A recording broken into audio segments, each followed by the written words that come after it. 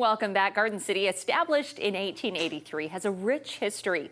The high school opened in 1884, and 139 years later, in 2023, a book was published about the history of Garden City High School. It is available for Buffalo grads everywhere. KSN's Jason Lamb joins us now. And Jason, what did you find out both about the book and about the high school? Well, I learned a lot, and I still have a lot more to learn, because look at this, look at the size of this book.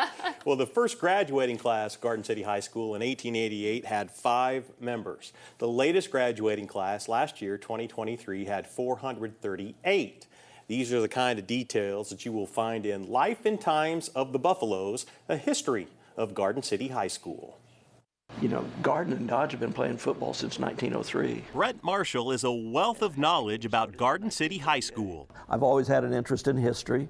That was my minor degree, was political science and history, so I love history.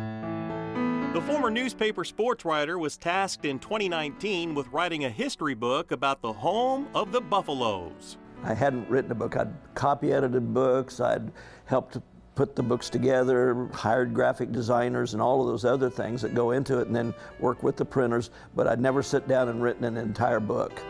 Marshall's extensive research focused on the people, achievements, and facilities that make Garden City High School great. In 138 years, we've had 4 main campus buildings, and that's it. You know, it's not like we get one every 10 or 15 years. They've usually stayed in one building for a long time. The current sprawling campus opened in 2012. It's a $92 million school, and it's beautiful, it's big, provides a lot of opportunities for the students. You know, we've got 2,000 students at the high school. It's one of the top 10 schools in the state enrollment-wise. Garden City has the 8th largest enrollment in the state, and the book is big too. 236 pages packed with photos from the Finney County Historical Society. The book serves as probably the best historical record of the evolution and development and establishment of what we now know as Garden City High School and all of the public schools in the community. It tells a big picture story. Obviously, it doesn't cover every single event that's ever happened at Garden City, but I think it captures the essence of what the school has been over a period of time. And we focused a lot on pictures. The high school is the heartbeat of the city.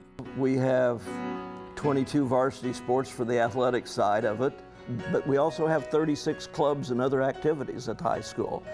You know, we've got a large Hispanic population, we've got a Somali population, we've got a Burmese population. Garden City School District has 37 different dialects. Anyone who works in education in Garden City, or who calls themselves a Buffalo, needs to read this book. I think I'm most proud that we're able to tell the story in a really interesting way, so people of all ages who have gone to Garden City High School and graduated, a lot of them live in Garden, but a lot of them move away. This will bring back memories, I think, for them. And I thank Brett for a copy of the book. It really is great, and it's quite heavy. Yeah. Marshall grew up an hour west of Garden City in Syracuse. He's the former sports editor of the Garden City Telegram, and he currently manages the Garden City High School athletics website. So he's put in a lot of work out there, and he lives in Garden City. You know, you expect it to be a coffee table book, to not be that thick. I mean, it's a heavy book, and the history is just incredible. Yeah. So a really, really yeah, neat I was just able to get in just a little bit into it. I'm glad he gave it to me, because I got a lot to learn. That's very cool. Jason, thank you so much. We'll be right back.